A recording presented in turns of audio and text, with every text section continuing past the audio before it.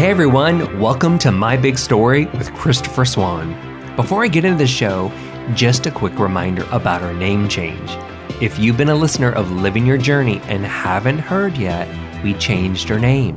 The show is now called My Big Story with Christopher Swan.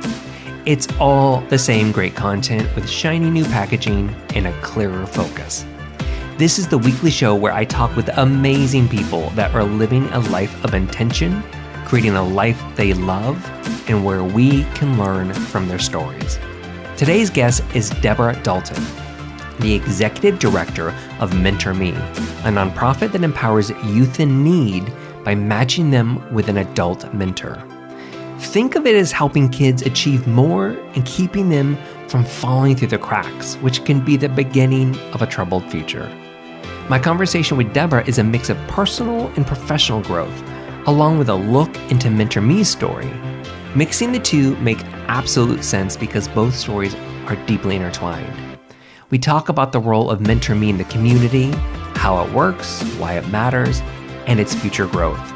As Deborah shares her own story, it's almost like going behind the scenes of leading a nonprofit, from starting at MentorMe as a volunteer to learning her way into a leadership role and to acknowledging her purpose along the way. Deborah and I have a thoughtful conversation, and I found it so refreshing to hear her share a few of her truths of not knowing all the answers. I love learning more of how a local nonprofit is working with its communities to make a difference and how it continues to stretch its goals. Also, it was absolutely wonderful to get to know Deborah and her story and to have our conversation on location at MentorMe. Everyone, meet Deborah.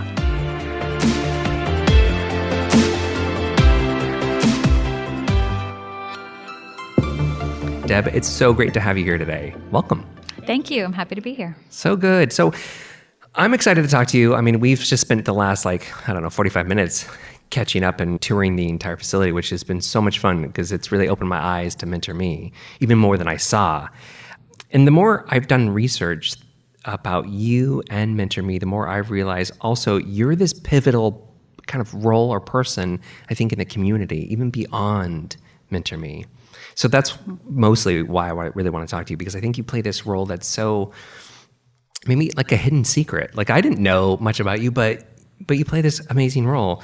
So before we talk about you, though, I want to talk about MentorMe. Because For the listeners that don't know, maybe give us a little summary about what is MentorMe. Sure. So MentorMe is a youth mentoring organization. Most people have heard of Big Brothers, Big Sisters. So that is a community-based mentoring organization, not affiliated with any schools. Some people know about school-based mentoring programs where those mentorships meet and happen on school campuses. So MentorMe now in its 17th year is a hybrid, both community-based and school-based. So we have partnerships with 4 different school districts. We're on 17 school campuses right now. We have 500 kids in play. So about 400 of those kids are in active one-on-one mentorships. About 100 of those kids are waitlisted, waiting for that one-on-one match. While we find that special person for them, we are having them engage in group mentoring on their school campuses. So a lunch bunch kind of situation. They have pizza, they belong to something. As part of that group mentoring experience, that makes them active and eligible for services, tutoring, counseling, all kinds of enrichment programs. But the ultimate goal for those kids is that we find that special person for them. Can you talk a little bit about the mentoring? Because you explained it to me earlier where it wasn't what I first thought, kind of like a tutoring, but it's really about there's these games and this kind of connection. Can you talk a little bit more about what that looks like? Sure.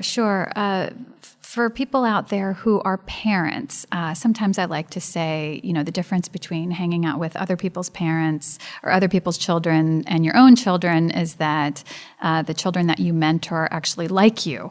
They think that you're smart, they think that you're funny.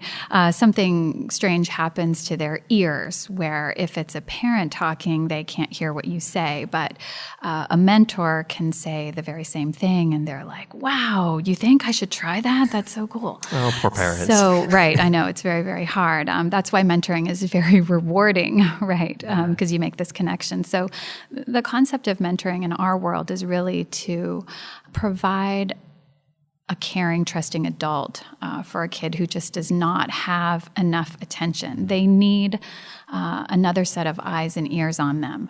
They need guidance in a different way. They need attention. So kids are nominated to our program for a whole bunch of different reasons. Lot of family issues, parents incarcerated, parents deported, parents absent altogether, parents deceased, parents divorcing, kids having truancy problems, not fitting in at school, social reasons. I mean, there's really a spectrum of reasons why kids are nominated to our program. For that very reason, the kids are also nominated ages 5 to 17. Broad spectrum age range, broad spectrum of socioeconomic differences between those kids as well. So for that reason, we need adults from every walk of life, every age. You can be 18 and be a mentor.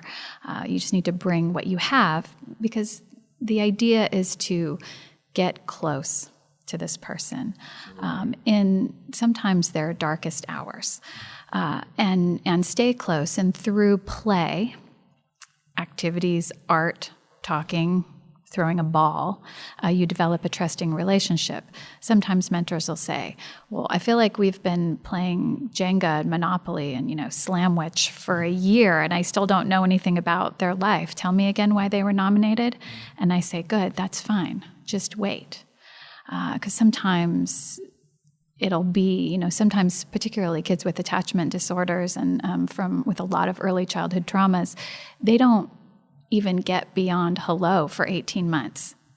That's why we ask mentors to stay for at least 2 years. I would also imagine that the kids probably won't verbalize this, but it's the person keeps showing up, the adult keeps showing up, and especially for this maybe attachment, issue, that's part of just the big solve there, is that there is somebody I can count on. Is that true? Absolutely. Consistency is the most important thing that we stress during our mentor training, because we've had kids who've been matched for years. Their mentors never missed a week for 4 years, and the kids still look slightly surprised when their mentor shows up, and that's just such a touching moment. It's funny, mentoring has a subtle effect on school climate and kids' perception of school and kids' perception of adults in general. And it's very subtle, because kids get in this story. They say, oh, adults suck. Nobody cares about me. Adults suck. I don't have anybody. And then they remember, well, except for, Wednesdays, that one dude that keeps showing up and we're fixing my bike, and we're actually going to go to a Giants game. And so like, okay, almost all adults suck. Most of adults suck. So that you see that perception shift. And the same with school. Nobody at school cares about me. School's awful. It's lame. Nothing good happens at school. Well, that's interesting, because you never miss school on Wednesdays. Well, right, because my mentor comes. Oh, so this is why we keep. It's one of the many reasons why we keep such close relationships with school districts and have school partners, because we think it's really important. Kids spend so much time at school, and their educations, of course, how that looks speaks to them about who they are as people, good or bad, and how they do in school, how they perform in school, and what they're going to do after, all feeds their self-esteem in a good way or a bad way. Is there an impact if there's changes in the budget for schools or with how schools change? Because I'm always hearing about, and we see it in the news a lot, where there's so many kids in a classroom, or there's so many different kind of, I want to say problems, but there are issues that haven't been dealt with in different districts. Do you see that impacting how the need for maybe MentorMe or something else that bubbles up? Right. So we don't actually receive funding right now from schools directly. We do have donations from schools. So when there are budget cuts on school campuses, it doesn't affect us directly in our ability to enter in and be a part of the school. Where we see fluctuations in our need in the school, we may see if counseling programs are cut, the list of students waiting for a school counselor is really long, and the teachers and school staff desperately want to provide some sort of other service for the student in need. So often we'll have more nominations when really the students need counseling, but they're nominated for mentoring because we can at least get another strong adult in their lives immediately. And that's actually a good thing, because what we do as an organization to support our mentors supporting those kids is that we have very strong relationships out in the community with organizations who are doing counseling pro bono or specific. So any need that child has, we try to make those referrals and do warm handoffs to our partner organizations. So we really see ourselves as shining a light, illuminating special needs that those kids may have, and routing and connecting them with other adults and organizations in the community for not only that child, but also their family members. Yeah, that's exactly why I asked, because I had wondered if a child was maybe not receiving something in school, then not that you're filling exactly the void, but you are coming up to the plate with something new or fresh for them. And I thought that could, right, and just push and pull. One great example of that is that there is one of our kids who's on what's called home hospital. And so he's home, and the teacher, he's unable to go to school for a variety of reasons. One, so the school district has to send a teacher to educate him at home. So we've encouraged him to come to our facility and do some of his studies outside of his home at our recreation center. So it's a little bit of a way to help transition him back into traditional school and interacting with more adults. We saw an email going around that he was having a hard time with transportation, getting to appointments, and grandma wasn't able to get him anywhere. So we reached out. One of our mentors essentially built and refurbished a bike for him. And so he's now, biking here to our facility.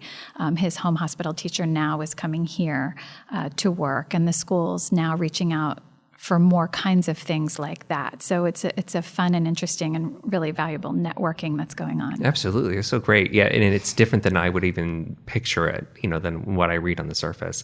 I'm going to turn this now over to you a little bit more. I think I read this correctly, that you started volunteering with MentorMe in 2006. Is that true? I did.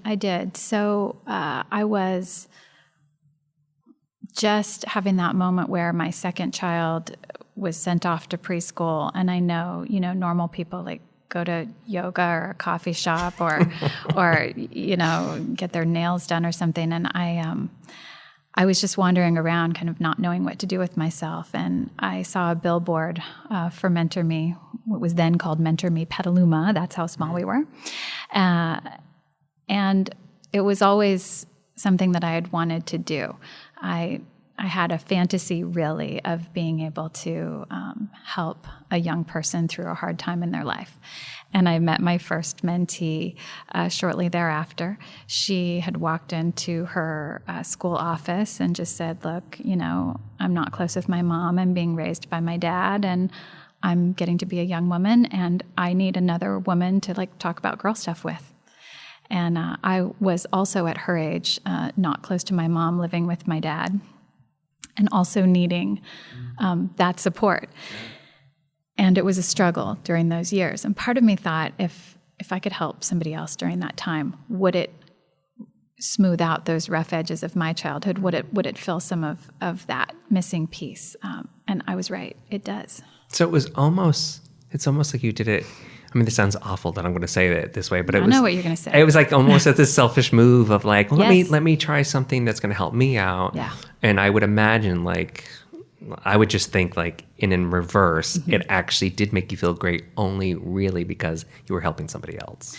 Well, yeah, absolutely. And the fascinating thing is if you look at everyone in the caregiving, mentoring, helping fields, sure. We are the most wounded brand of people ever, right? Because we're all in some ways trying to heal ourselves through healing the world, or somehow, if we do enough out in the world to heal and help other people, then maybe we will have earned the right to be on this planet, or we'll be good enough. And that's really a theme that I've seen, working in helping fields for, yes, 10 years at MentorMe, but but even beyond, is that theme. And really why I know that I'm here with this organization is because, yes, I'm here to work with young people and help young people at the hardest times in their lives, but really I'm also here to help adults find also their place of healing through healing others.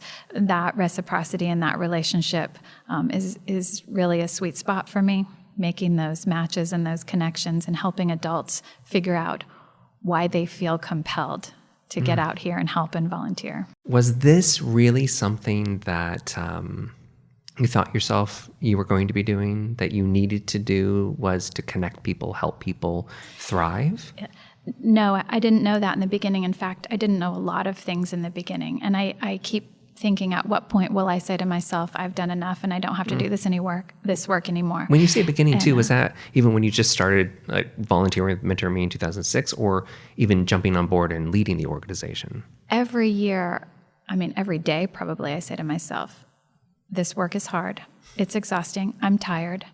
It pushes every button I have, every trigger I have. Why am I doing this? What am I meant to be doing? And I get a different answer every day, but the answer is always stay in it. Stay in it. So it was interesting when I became a volunteer in 2006, I had this notion. I understand the concept. Yes, you spend an hour a week. You get in there and you play and you laugh and you become a friend. And we went bra shopping and we did all. I was checking all the boxes of all the things that I was supposed to do to, quote, help this girl.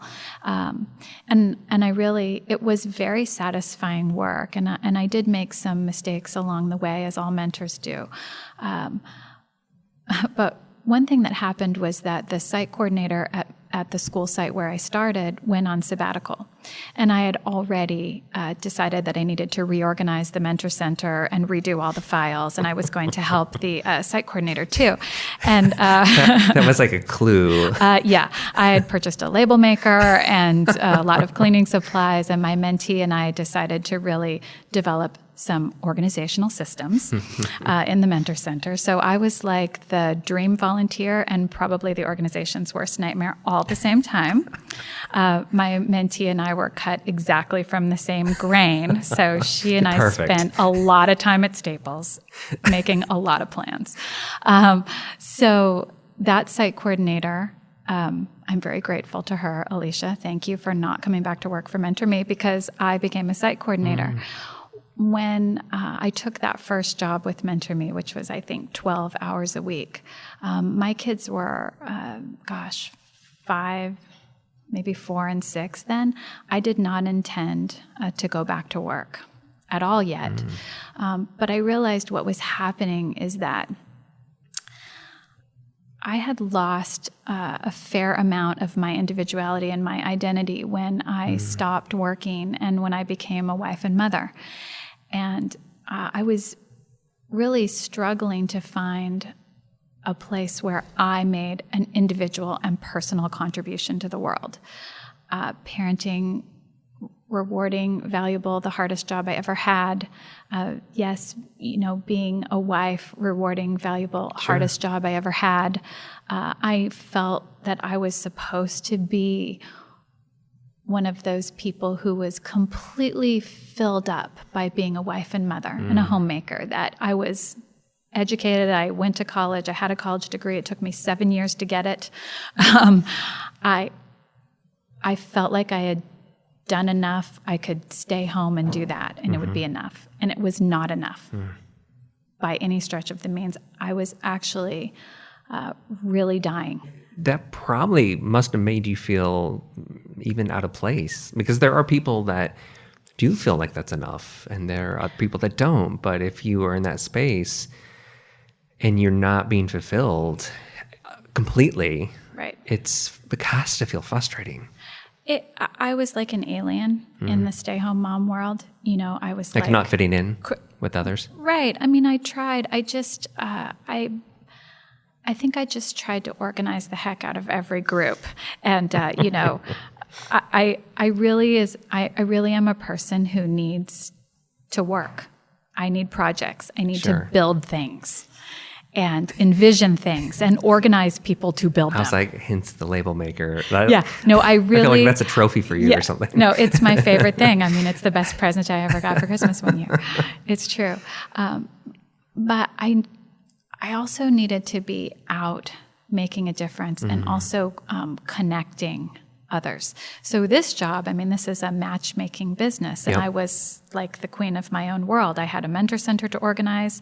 I had all these kids that I got to know on the wait list, and then I matched them with adult volunteers, and I was a relationship manager. I was a caseworker, and it was the best work that I've ever done. So, MentorMe was in a place then where we had a federal grant for a while. And so I was able to come on and become the program director. And so I got to supervise other site coordinators. And again, it was fun because I saw gaps. We needed to build things. Sure. We needed a policy and procedure manual that worked better. We needed a new filing system. We needed a database. We needed all kinds of things. And Val Richmond, who was the original executive director, she and I had such a great time building the organization from that point. It took a while. I mean, I had my hands in I'm proud to say I did every job in the organization, paid and unpaid, all of them. So when Val retired, I tried really hard to say no to that executive director job because it's more than a full-time job. My kids, I'm just finishing my 5th fiscal year as executive director. So, my kids were in elementary school and junior high then. But it was a job that I felt compelled to do because at the time it seemed like I had the skill set to do it. And what it really takes is somebody who's not afraid to not know what you're doing at all. It really takes a personality with enough sort of chutzpah, grandiose thinking, however you want to put it, to say yes to stuff that you have probably no business saying yes to. Sure. There's magic in that, though. Right. Well, and I'm a relationship person, so I don't really worry if I don't know how to make the formulas come out right on the spreadsheet because I have lots of people who I can say, hey, can you help me figure out how to do this? Do you have a document called MOU, Memorandum of Understanding? First of all, what the heck is that? And secondly, can you give me one? Do you have a template? So, my first week on the job, I went around to all the other nonprofits and asked the executive directors if I could hang out with them. Sure. That's smart. Right. But let me go back, though. What made you say yes? Because I know I can see the concern about, my kids are young. Am I going to be there probably? Am I going to work too much? Are they now going to need a mentor? I mean, I could see that. So what made you say yes?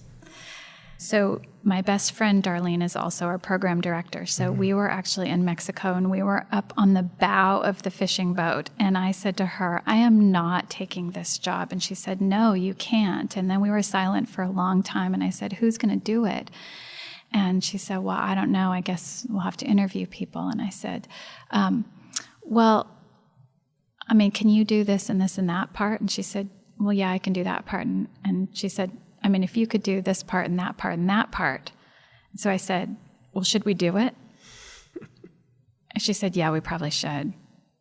And so it really wasn't me saying yes to the executive director job. It was really the staff. So Darlene, Kim, the site coordinators, we'd all worked together for a minimum of 5 years. So 5 to 9 years, we had all been running this organization together. So what I was saying yes to at the time was really, all right, so who's willing to stand up front and carry the weight of responsibility? Okay, I can do that. Who is willing to stay in it when it's really scary and ugly and not attractive and not fun? I can do that. And it's funny because that is actually the secret sauce of mentoring the toughest kids, the most vulnerable kids that we have, is that ability to stay in it and stay close and sometimes stay quiet when things are really ugly and dark and not fun and not attractive. If you can stand there and be in it in the dark days, it also helps set the tone for everybody. And I don't know if you know that or you even see it, but to me, it just sounds like that's almost like a theme. Like we're all in it together, and this is what we're about. We're about helping to solve the dark days by being in it. Yeah. Well, tell me more about the organization. You come on board to do this, and there has been some real changes since you've done that. And I think that's not just about the organization, but it's really about you. When I showed up today, you walked me around, the recreation center and about how you gutted the building and changed all this. And what the listeners can't see, but maybe I'll take some pictures, it's amazing. Like, this is such a great space. It's a hidden space in the middle of a residential spot. But there's some really great changes I think that you've made, and also it's been growth for you. Can you talk a little bit about that? Sure. One thing that I think just bugs me sometimes about the nonprofit world and about agencies working with underserved and vulnerable populations is that the facilities tend to be sometimes shabby. The things that kids and families get for free are not good. Everything's a little subpar, the whole you get what you pay for thing.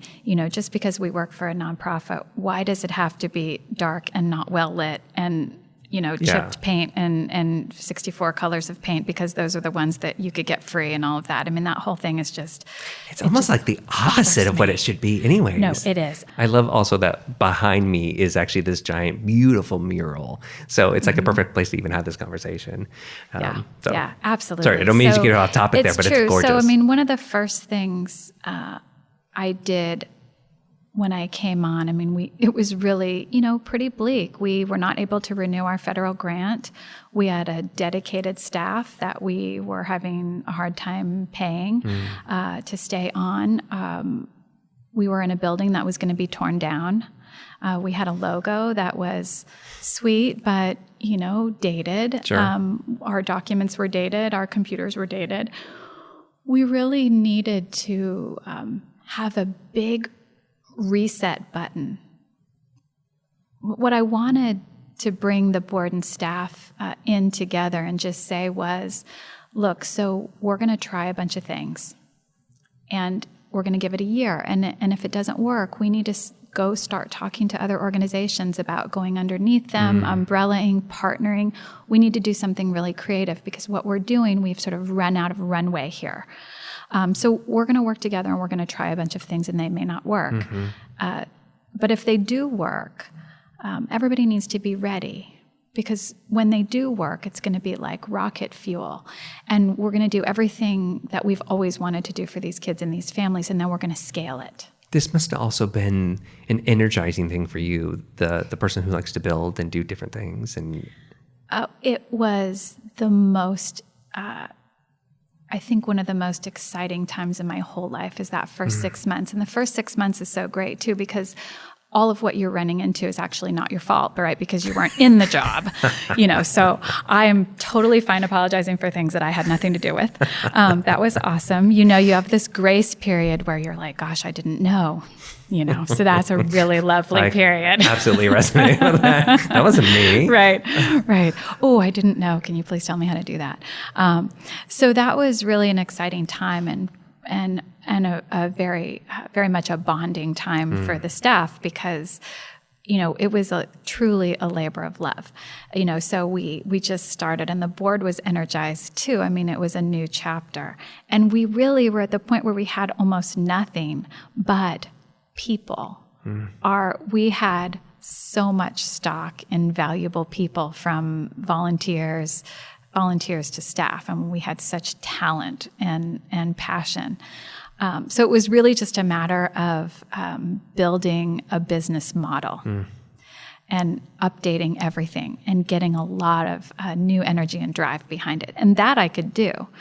That seemed like the fun and easy part. Well, what were the tough spots, though? Like, what were the tough spots for you, Miss, I want to come in and build all these things and do this stuff, and you had the passion around it.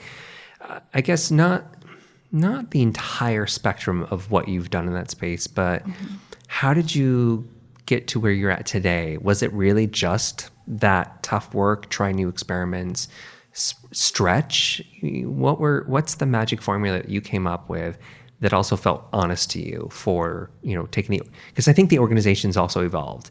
Right. So, absolutely. So yeah, what was the formula for you that felt honest for the organization and for yourself? Yeah. So really what we did, it was a lot of conversation, and I learned a lot because what I first thought about, I didn't really go through the executive director training program. You just sort of start. And, I have this "you can't tell me what to do" gene that sort of runs into my defiant personality disorder. And so, I really couldn't be trained by Val, who we love each other to pieces, but she could not train me any more than, I could train her. I mean, we were the same type. So Cut she's from just the same like, cloth. "Let me know if you need me." And I'm like, "Go away. I'll call you if I need you." Right. So what I thought I was supposed to do was think of all the ideas for the organization. And then I was supposed to anticipate all of the roadblocks and problems that would be in the way of those ideas. And then I was supposed to come up with 3 or 4 solutions to those. And then I was supposed to present all that to the board, but not until I had met with them all on the side to make sure that they all agreed with my ideas. And then once they said yes, then I was supposed to delegate and implement all the things that I had thought of. So then I wondered why I was completely exhausted and fried at about year 3. And thinking, I don't have what it takes to take this organization to the next level. Yes, we had done a lot. We had done bylaws and a new logo. We had moved our offices to a small space on Keller Street. We'd done a lot, but I didn't know if I was done. I was fried. And then I had this epiphany that, wait a second, that is what your board is for. Yes, it's nice that I have a vision. And it's nice if I have a couple of ideas about what might go wrong. And it's nice if I have a couple of ideas about how to solve those problems. That's called being a professional. But what I was doing was insanity and probably parasuicidal. It really is not a good idea. So once I learned to work better with the board, I read a lot. I got some consultation about board executive director relationships. We did staff development. I read a lot on leadership and management. I read all the time into the hours of the morning. Was that exciting for you to do that? Like, was it a kind of a doing something in a new way, or was it just a whole new world and we'll figure it out? Not exciting, really. Humbling. Like blood, sweat, and tears. Like making yourself read the manual to the new car. Like that. I really wish that I could say, "Oh yes, it was so bloody exciting. I loved every minute of it." No, it irritated me that I didn't already know how to know this part, because this is the people part and this is the part I knew how to do. Sure. But I did not know how to do this. That's actually really wonderful that you say it, though, that it was humbling and that you didn't know. Because that's the tough spot, is where we learn, right? Where we actually have to sit down and get in the middle of the work and expose ourselves and be vulnerable that we don't know all the answers. Well, and I kept thinking that once I started saying the words, okay, I'm really breaking down on this part. I really don't know this part. I kept thinking that would be the part where I would get fired as the leader, or that's why I wasn't a good leader. And then it's really been in the last 18 months or so that I realized, I think the reason why I'm a good leader is because I'm able to stand in front and be good at what I'm good at, and then say, okay, now this part I'm really not good at, so the people who are good at it need to come up and stand next to me, like now. And I do love that freedom. And what it's done is it's gotten me out of this thinking of, I don't know how much longer I can do this job because it's really hard and I love it, but it's hard and I'm exhausted and I'm fried, to no, this is, now I'm learning pacing, longevity, sustainability, which is a perfect place for me to be in personally. I was just going to ask, Yes. has that moved into a personal perspective? Well, it moved into a personal perspective at the same time that's what the organization needs, is to, once we moved into the Kavanaugh Recreation Center, our 12,000 square foot bricks and mortar forever home, once we were here, I thought, okay, now we're done. There's not another big project. But no, the big project is actually really sustainability and expansion. And for that, I needed to also be understanding how one personally expands, grows, sustains, endures. It's really my personal path and my professional path and the path for the organization have all been eerily aligned. Maybe. Is that hindsight that you realize that? Or yeah, like I can't imagine that it was one and the same as you were doing it, but it was more. I think wow. I'm just realizing it right now when I said it. Oh, really? In a way, yes. Sure. Oh, wow. Yeah. Well, actually, I'm glad that you brought up the sustainability and the expansion piece of it, because I wanted to know, like, what's next for MentorMe and what does that look like for you? Because for the folks who don't know, this started in Petaluma, and I think you guys are also service or partnering with schools in Novato as well? Right, Hamilton School in Novato, just okay. One, and they've been good enough to let us pilot a program where we have volunteer site coordinators, and where Hamilton School actually owns their own MentorMe program in a sense, in a large sense. So we've been learning how we call them an affiliate. So they're really the owners of their own shop, and we've essentially given them the playbook, the guidance, and the backbone of sorts to be able to run their own safe program. And they've done a phenomenal job on that, and we've learned a lot. They've taught us a lot about how we can expand into other schools in a way that's less impact on our infrastructure, but we can serve more kids. That's one way that we're going to be able to expand and go into more schools, is to actually teach schools how to do it themselves. But that's not, while that's exciting, and while, in 3 years we could be MentorMe Nebraska, if somebody in Nebraska wants to do that, that's not actually the most exciting growth that we've done in the last few years. For me, the most exciting piece is our advocacy team. So the advocacy team is comprised of a couple of our staff members, but a retired judge, a Petaluma police officer, a retired probation counselor, and a couple of other people as advisors. But what's happening is that despite the preventative medicine of mentoring, about 10 to 12% of our kids are going sideways on us anyway and becoming juvenile offenders. What happens to those kids when they break the law, even small crimes, they get in this loop of the justice system. That's very confusing for families. They're often facing discipline actions at their school sites and with their school districts, but also with the justice system. It's very confusing for families. It's confusing for the kids. When those kids have IEPs, individual education plans, or 504s, complex needs at school, once they're out of that home school district, those needs are not really being looked at closely or followed, because they just become very disconnected from their home school sites. It's a lot to navigate when kids get on probation. They're possibly in juvenile hall for a while, back in school. They're having to go to different schools. So the advocacy team comes in and essentially works with the kids and the families navigating those complex agencies and systems. So it's been a wild learning curve for us. But it's such an awesome niche and such a need. We've had these kids in our program since they were little. So what was happening is that there would be an incident. Now they're in junior high or high school.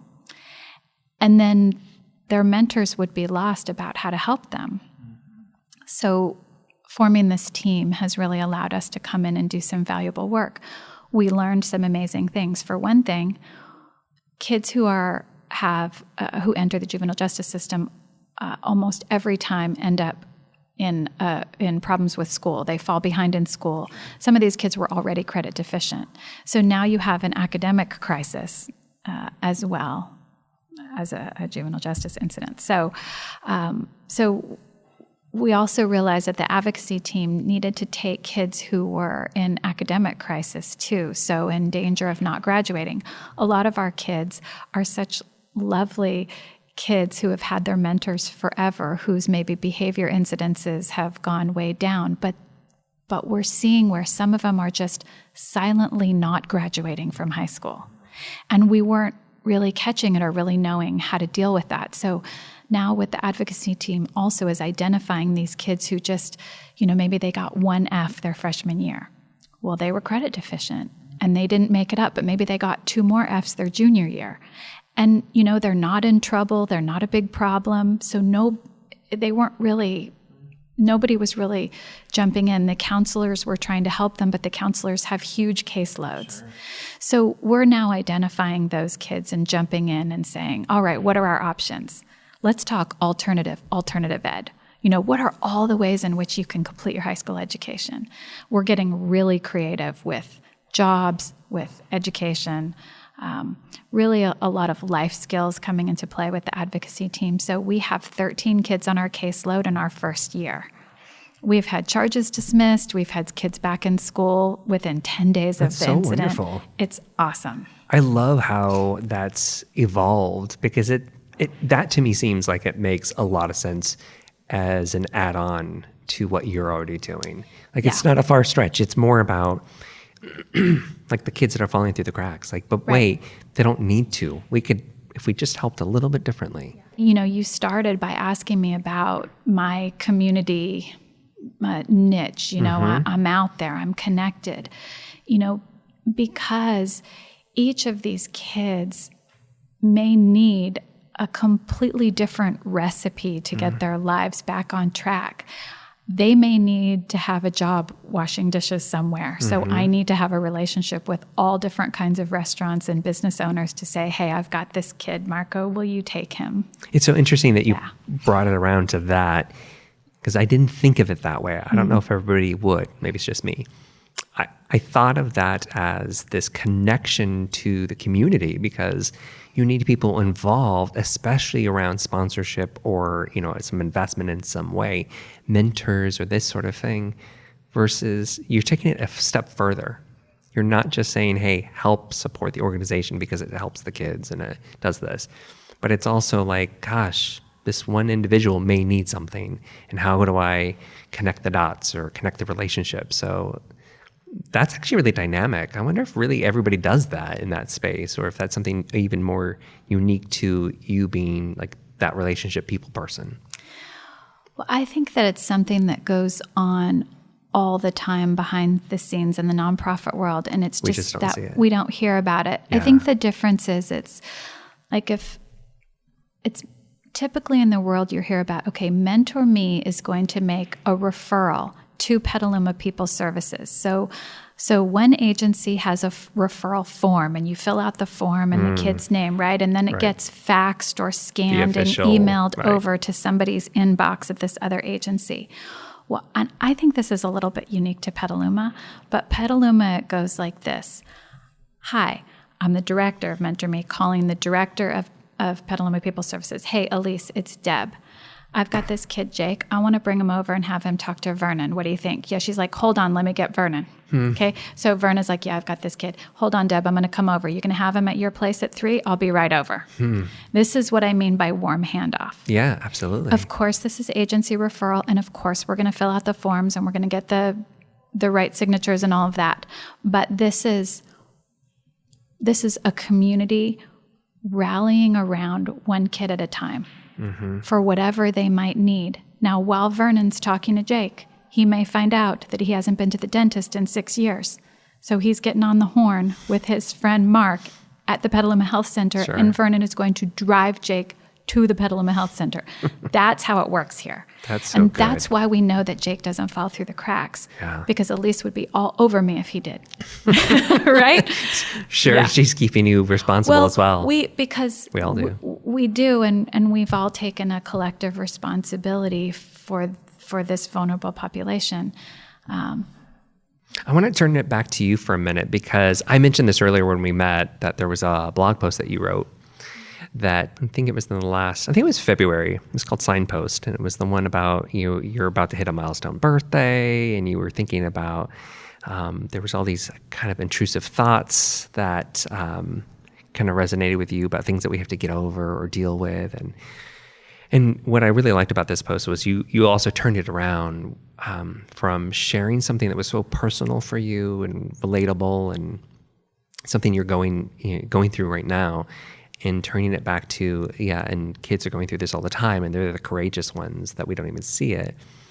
What I found interesting when I read that, and I resonated with it, but then you talked today and talked about how, gosh, I didn't even realize I was on the same path as the organization's on the same path.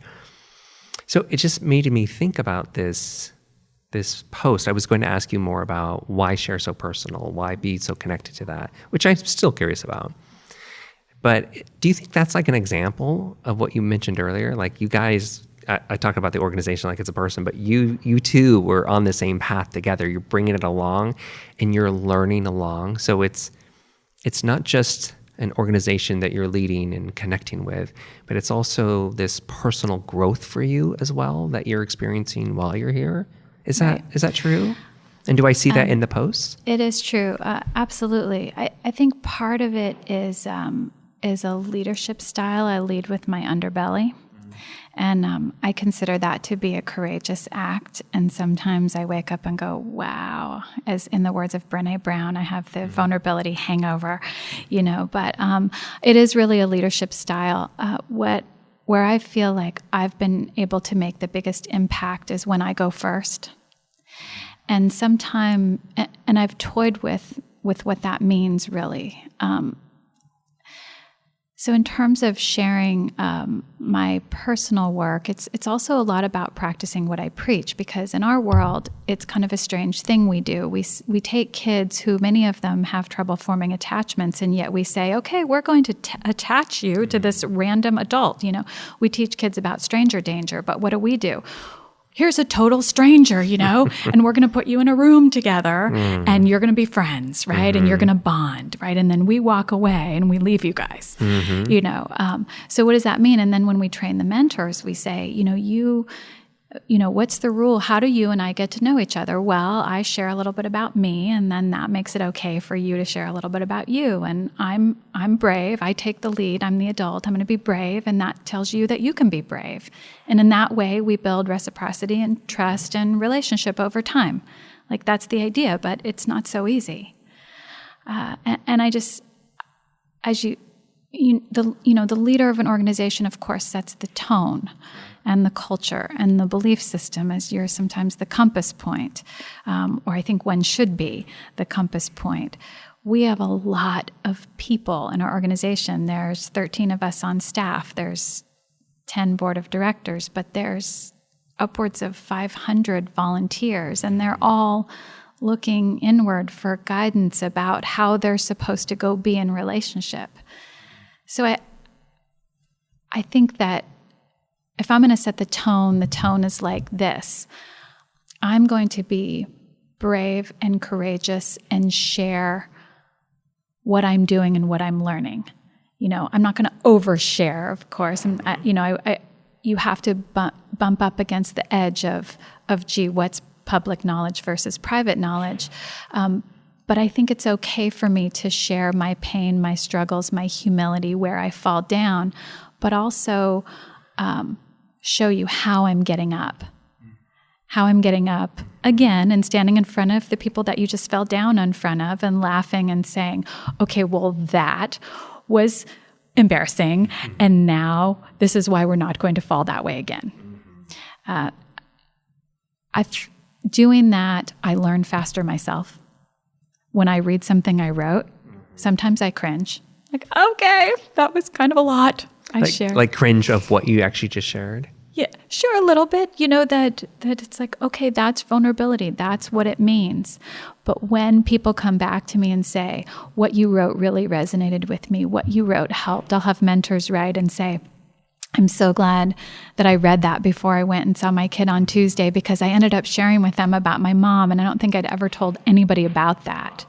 And then for the first time ever, he actually talked about his mom, and I've been waiting for so long to have that moment with him. Thank you for what you wrote. And so that gives me fuel. Now that you've been in this, though, for a while, and it sounds like you have found a better balance to how you're doing this. That's what the board is for, as you mentioned earlier. Do you have a better balance with kids and with home life and juggling it all? I love to ask this question about balance to everybody, and I'm going to tell you up front why I usually ask it. It's kind of a trick question because nobody has it figured out. Right. No. Everybody's like, oh, that's a great question. I don't think I have it figured out. Nobody does. But what I'm curious about, I like people to say it usually because I think it makes other people realize that it's okay not to have all the answers. But I'd love to know how you are moving along in that. What are you doing to keep a connection, a balance, and also probably to help invest your kids into the meaningful work that you guys are doing? Right. So I heard kind of two questions. Yeah, there is. That. That was a double. Hopefully I'll answer the first and then stay with you for a second. Because otherwise I'll bring you back. Okay, thank you. Yeah. Well, there was a really huge epiphany that started happening when I started working with a therapist / coach about 18 months, 2 years ago. And, a lot of times when we try to work toward balance, we always talk about it feels like adding things, right? Well, yes, of course, exercise. I need to exercise more, and I want to do meditation, and I want to, do all of these things. But okay, that's like one more appointment on my calendar and one more thing I got to remember to do and all that stuff. So I really, those are always on the docket, and those are always on the New Year's resolutions, and those are always, another hour in your life that you're trying to fulfill in order to give back to yourself, right? But, in order to do it, it's like dark and cold and it's 6 o'clock in the morning. Doesn't feel like giving back, but you can check the box that I exercised today, right? Could we relabel that torture? Yeah, right. Just torture, morning, right? Exactly.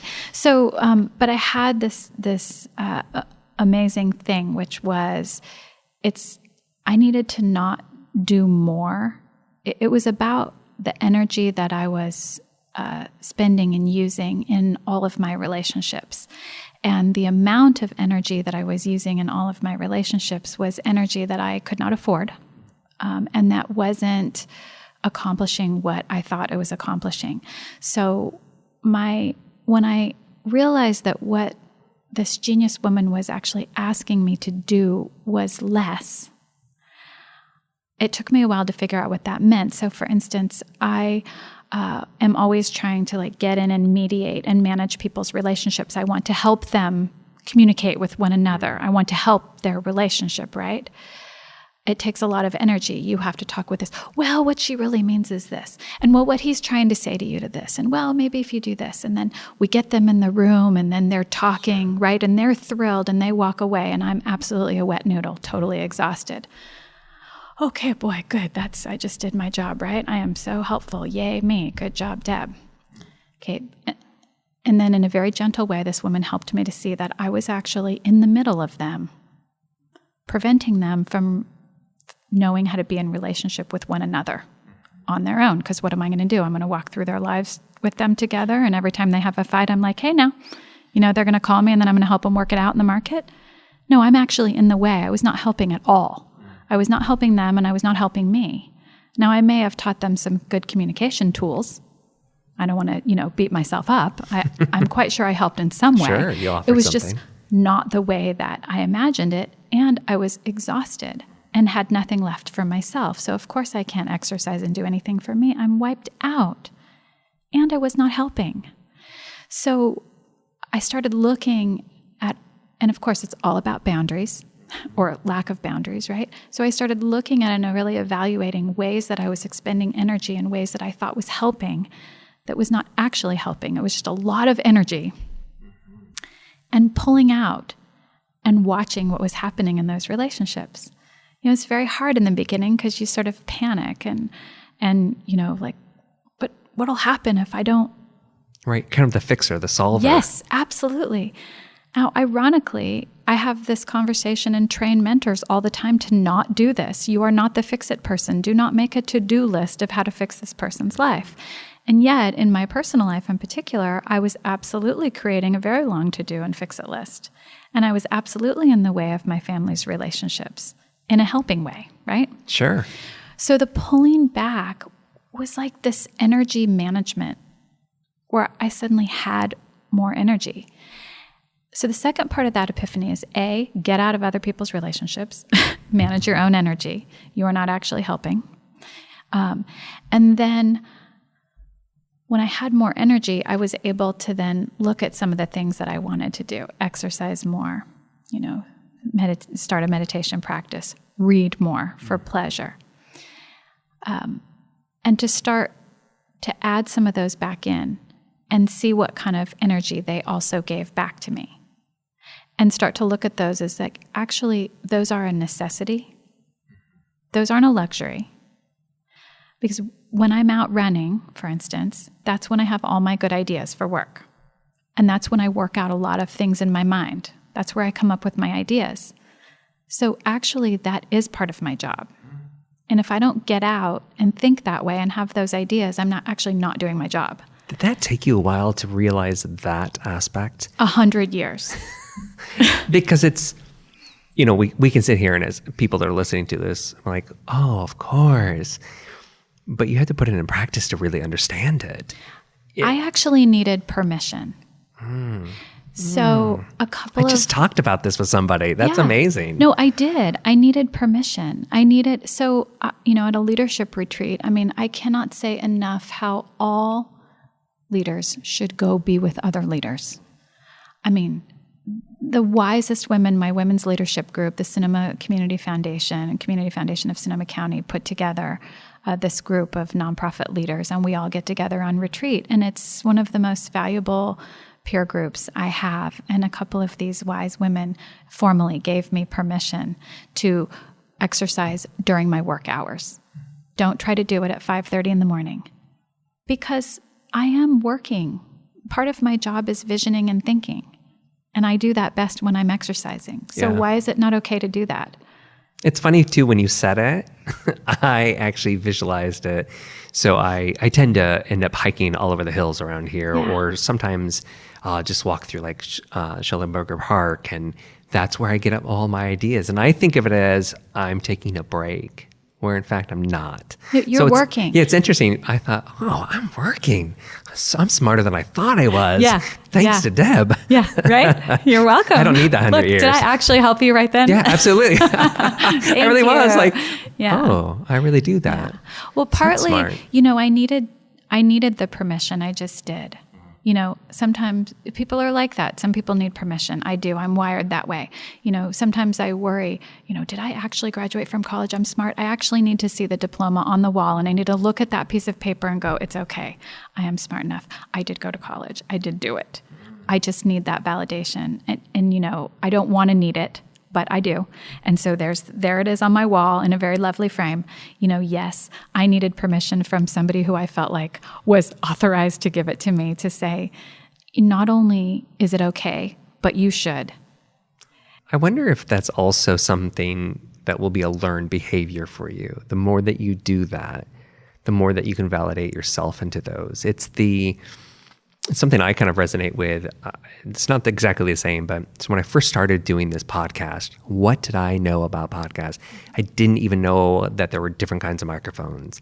So I'm doing this and I'm interviewing people, and I'm now reaching out to strangers. And I remember like the first big guest I got, I felt like an imposter. So I had imposter syndrome. That went on for a while. Like they don't know for a while too. that I don't know anything, but I'm going to pretend I really know. And after a while, I really did know it. I knew what I was doing. I had to set up the equipment. I had to edit better. I know how to blah, blah, blah. So I look at that example and I wonder for yourself, like as you go on, that the validation is, no, you can do these things because you can see that there's a positive impact in your life. Oh, absolutely. And I'm one of those people too. I feel compelled to share what I've learned because I really think people are not forthcoming enough about how the imposter syndrome you talked about, how often so many of us feel like, oh, geez, I feel like I don't know what I'm doing here. And it's going to show. This has been terrific. Thank you. I love Me too. Thanks for having me. Well, the one thing I love to wrap up with, and I think there's going to be 2 questions for you in this one. Usually I just say, where can people find out more about you and your story and the organization? But maybe let me split it differently. Okay. People that are local to Sonoma County, local to the Bay Area, if they want to find out more or get involved or support MentorMe, how can they do that? So you want to go to our website. Please go to our website, www.wearementorme.org. wearementorme.org. And what will they find on there too that they can see? So you'll see the basics about our program, how to volunteer, but you'll also see my blog. So you just click on the blog, and there's lots of stories that I weave in, just kind of what we talked about today, that personal experience and sharing as it relates to mentoring and mentoring relationships and life in general. Wonderful. And then even for people that aren't local, would you recommend going there as well? That way they can kind of see what you guys are up to and see the updates? Absolutely. There's lots of general information about mentoring, but also we're absolutely willing to help anyone set up a mentoring program in their community and their school. So please feel free to reach out if you're interested in having a mentoring program like ours. Please do reach out. That's perfect. And I also would say that your contact information is all there too. So Absolutely. If they want to get in touch and find out more about you. Well, this has been terrific. I love that we were able to do this. And I love, like I said earlier, that we're sitting in this room with this wonderful mural and all this good feel. It's just happy vibes, and you can feel it's positive. So good. Thank you. Thank you.